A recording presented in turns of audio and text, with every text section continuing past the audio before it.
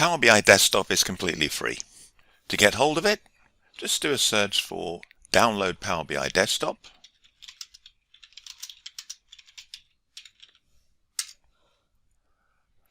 Ignore all the adverts and scroll down to the Microsoft link, Download Microsoft Power BI Desktop from the official source.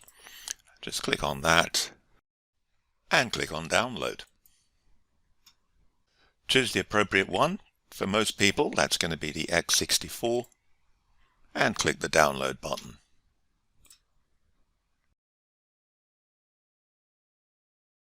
Once the download completes, open up the download folder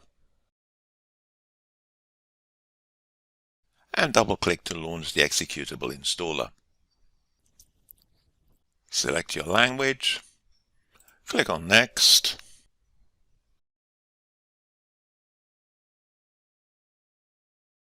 I already have Power BI Desktop installed on this system. So all very straightforward. I won't bore you by going through the whole thing. I'm sure you've installed dozens, if not hundreds, of bits of software on your machine. So very straightforward.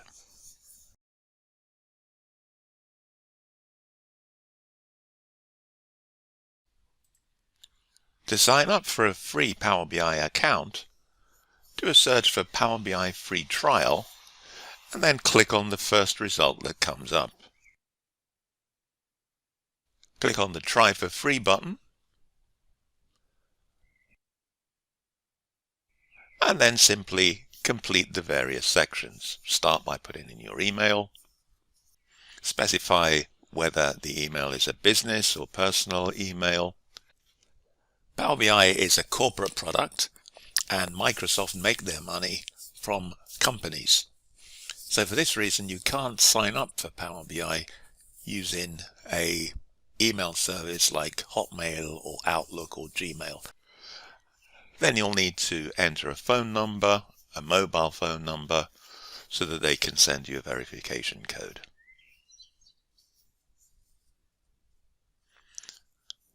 Enter the verification code and click on Verify. You'll then be asked to enter some details, some personal details, and a password. And again, you'll have to enter a verification code, this time one sent via email.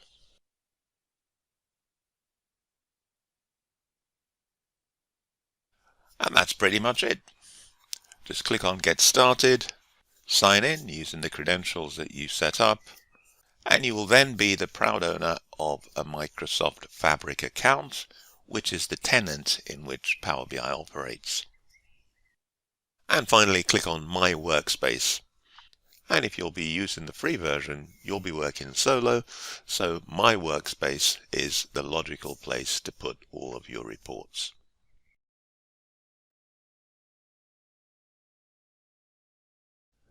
And one final thing that we should do before we leave the Power BI service, and that's to ensure that we are the administrator of the Power BI tenant that we've just created. To do this, click on the button in the top left, the App Launcher, and choose Admin. In this demo, I've just signed up using the domain name zodiachroma.com, so I'm now being asked by Microsoft to verify that I own this domain. I click on Next, and now it's got a mechanism for verifying ownership, which is to create a TXT record. So to verify, I'll simply need to go into my GoDaddy account and create the TXT record as detailed here. So I'll copy the TXT value, and then in the GoDaddy portal, I go into DNS management for that domain and click on Add New Record. Set the type to TXT and the name to @ and then I just paste in the value that I copied and click on Save.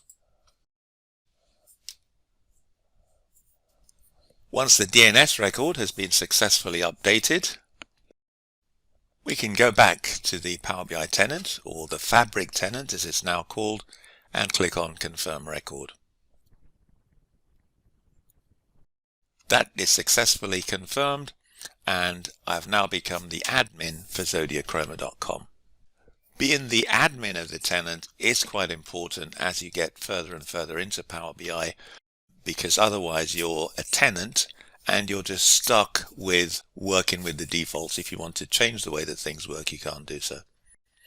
So if we now go back into Power BI and click on Settings, the cog icon, and then go into the admin portal, as an administrator, I now have access to all of these settings. So obviously we're not going to go through these, but as I said, it's important that you have got control of these, because when you're trying to do something, if it doesn't work, you will constantly find yourself being asked to come back here and make changes.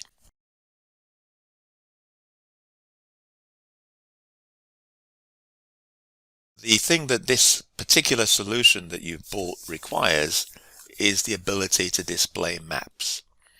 Because the map visual sends information back to Bing so it can display the map, it's considered a potential security breach. So for that reason, you have to actually activate maps before they display. So I'm just going to do a search for maps to speed things up. And this is the one that we're using in this solution. So I just go into map and filled map visuals, which you'll see by default has been disabled. And I click to enable it and then click apply. So if you're not able to do that, unfortunately, when you look at the solution, all the map visuals will just have an error message. They won't actually display properly.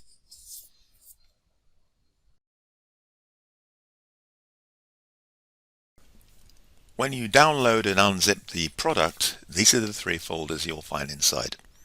Bonus products, the Etsy sales tracker folder, which is the solution that you've purchased, and then we have the sales tracker demo, which is something that you can use prior to actually downloading your own data. So if you are new to Power BI, this is the place to start. Just open up the demo and spend 10 or 15 minutes just looking at the solution, looking at the demo data, and getting used to how the product works. And the first thing you'll need to do is to click in the top right and make sure you sign in using the same credentials that you created when you signed up. You may still see an error message where this map is being displayed.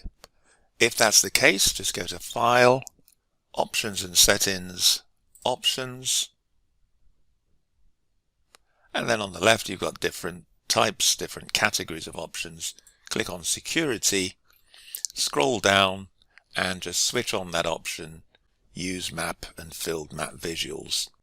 Click OK, close Power BI and then go back in.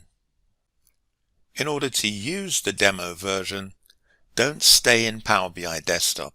It's very important to realize that Power BI Desktop is the tool that's used for creating the report.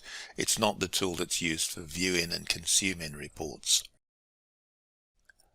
Even as an experienced Power BI user, if you use Power BI Desktop to view reports, it's very easy to accidentally mess things up and make changes without realizing it. So when you're actually consuming the report as opposed to building it, then you publish the report into the cloud. So if I click on Publish, because I'm signed in, I can see my workspace because I haven't created any other workspaces, and I just click on that, click on Select, and then it will publish or upload this report into the cloud, and it's there that I would view the report. And back in the Power BI service, we click on My Workspace, and here's the report I just published. If you don't see it, just click on Refresh. So we've got the report, and then below it we have the semantic model, that is the underlying data set. So simply click on the name of the report to go inside it. If you still see an error message here instead of the map, then it probably means that Microsoft servers are busy, so just give it a while and keep hitting refresh. If you've made the two changes that I discussed earlier, then the map should display shortly. So to get a good feel for what the report's all about, let's go into full screen by clicking on the icon here and choosing full screen. And here you'll see that we've got 3 pages. There are 6 in total, but 3 of them are hidden and can only be accessed via the 3 visible pages. So the first page, the dashboard, is the main page. It's self-explanatory. It has all the key metrics for you. And you'll see that it's got a feature here called drill down. I'll make sure that that's switched on when I publish it. So when this feature is switched on, you'll see the top level as year, and to drill into the months for a year, you simply make sure that drill down is switched on and click on that year. So that shows you the performance month by month in that year, and then click on that first arrow to drill back up again. Then above that we have a slicer, which of course is used for filtering. So if I want to look at the United States performance, I switch off select all, scroll down to United States and switch that on. And then of course everything on the page updates for the United States. So that's the dashboard. If you switch across now to products, here you'll see listed in order of revenue. You'll see all your products, and you can scroll down, click on any individual product to highlight it, and then if you click on view product details, that will show you how the product has been selling over the years.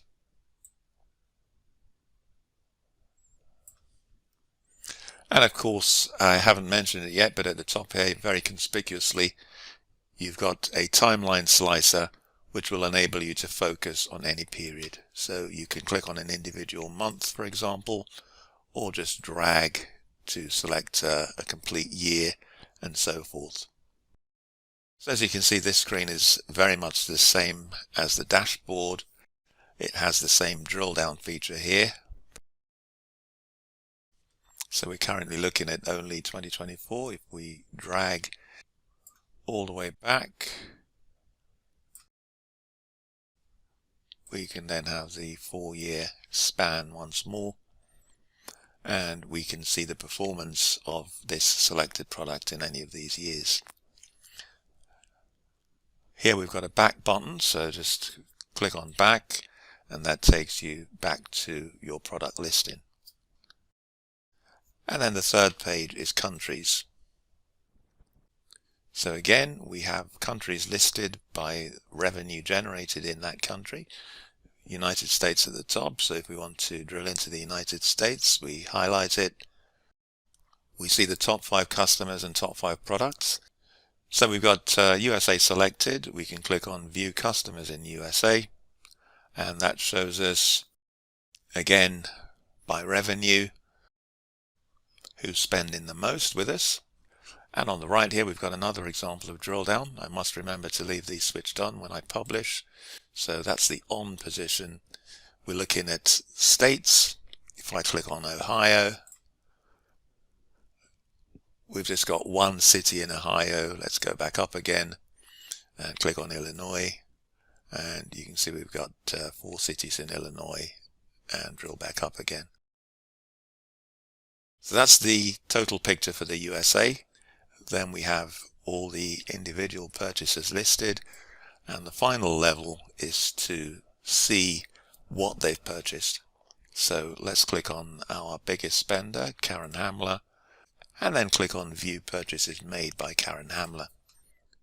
And here we can see all of the purchases that she has made for us, and she hasn't left any reviews, unfortunately, but she's bought a few of our products.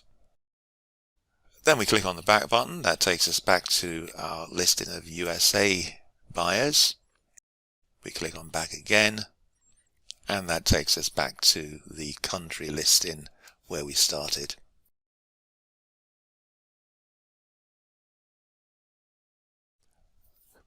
So once you've logged into your Etsy shop account, go into the shop manager and click on Settings, then Options, and here you'll find the option to download data.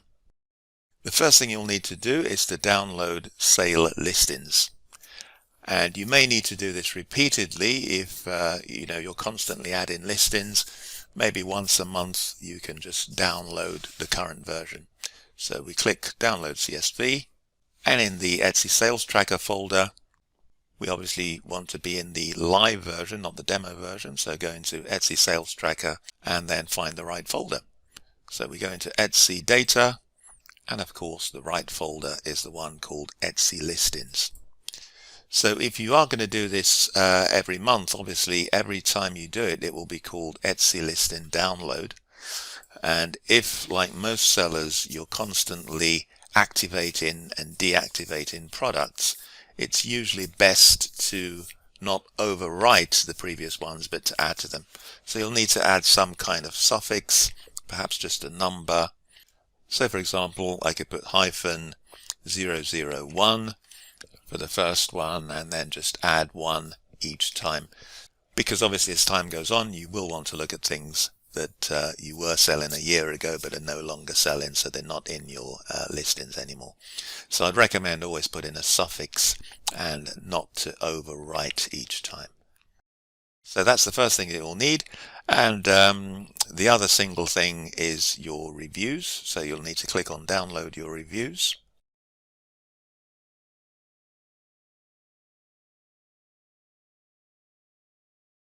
I can't get that to work, I'm afraid. If I try my download shop settings, I get this error message. Download your reviews.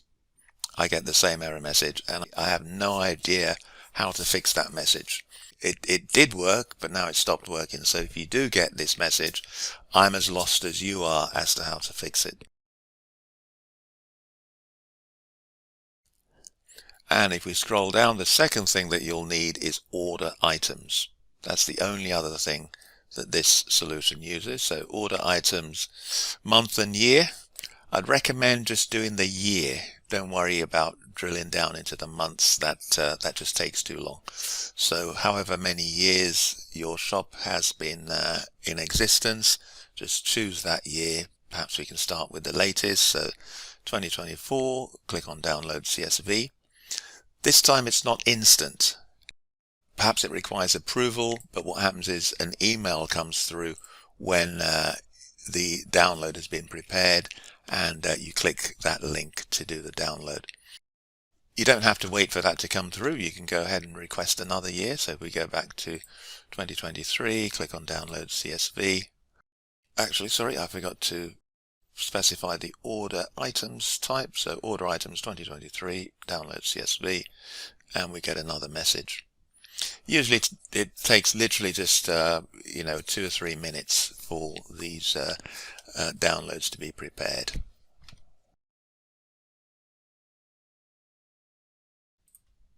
Once you've downloaded your Etsy data, the product is ready to be used. Go into the Etsy Sales Tracker folder, and before opening the PBIX file, which is the Power BI desktop file, go inside the Etsy data folder and copy the file path. Then we can go back up one level and open up Etsy Sales Tracker. So this is the final product. This is the product that you'll actually be using. When you open the file, you'll see that it's initially identical to the demo that we looked at earlier. To point the solution to your data, the Etsy data that you've just downloaded, on the Home tab of the ribbon, click on Transform Data and choose Edit Parameters. There's only one parameter that needs updating, which is the location of the Etsy folder. So get rid of the path that I was using for the demo, delete that completely, and then paste in the file path that you copied. And please double check that the path you're pasting does end with Etsy data. That's all you need to do. You click OK, click on Apply Changes, and then all the data will be updated, and the solution will then be pointing at your current Etsy data. And of course, if you've got any problems at all, just reach out to us using the Etsy messaging system and we'll get back to you promptly.